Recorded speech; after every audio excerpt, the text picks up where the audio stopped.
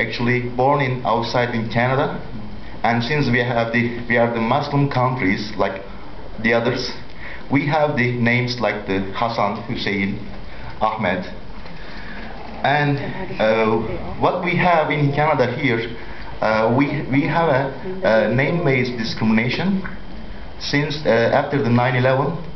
The Muslim is equal to terrorist, but it's not that. We are people here since Canada is a free country, and we came here. We want to work here, we want to educate here, we want to live here in a peaceful country. But we have been in discrimination about name-based. Like I can be more specific. I am the graduate of the McMaster University. I am professional engineer in Canada. I interviewed with Atomic Energy of Canada last year, and also I had exams, and I got the job offer for the engineering positions. They're supposed to actually process clearance for me. I applied, I provide all the documentations, but they didn't do anything except wait until my job was discount. So before actually take this job, I quit my job. So after the clearance period, they did nothing to wait, and then they rescued my job. So I want to ask my question. The Atomic Energy of Canada is a federally operated company. As a leader of the Liberal Party, how are you gonna deal with this situation, like the name-based discrimination and the religious-based discrimination? Thank you very much. Thank you. Thank you.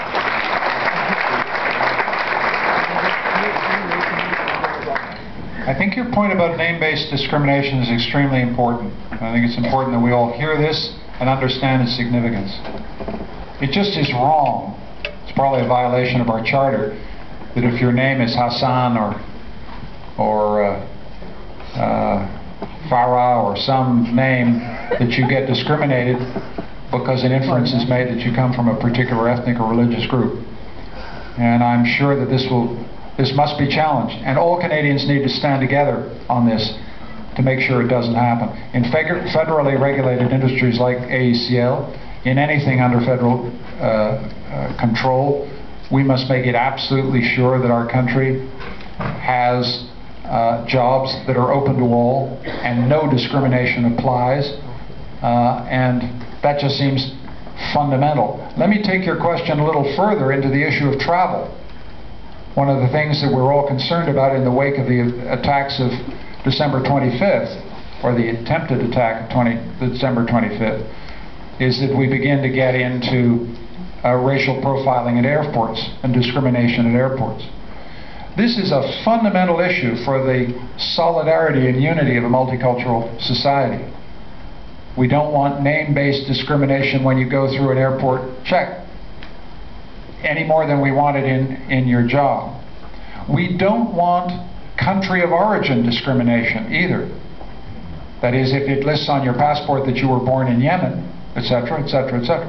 We don't want that kind of discrimination.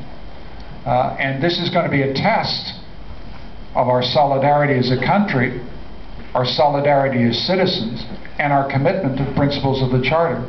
Let me tell you a little story about that, about my own personal situation. My name is Ignatieff. My dad was born in Russia.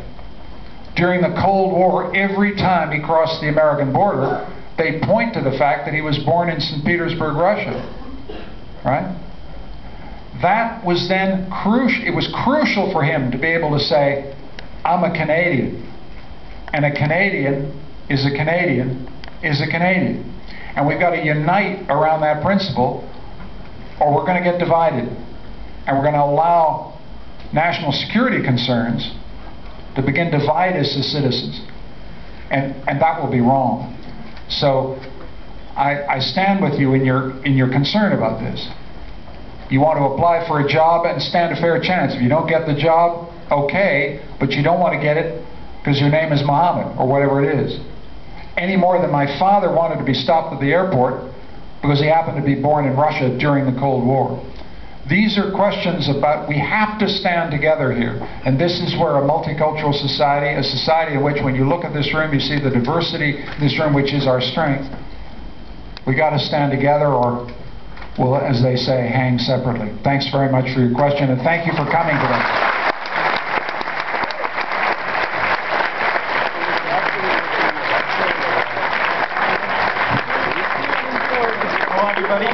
Firstly, I would like to thank all of you for coming out today. And on behalf of the University of Toronto Mississauga Liberals and the student body, I would like to thank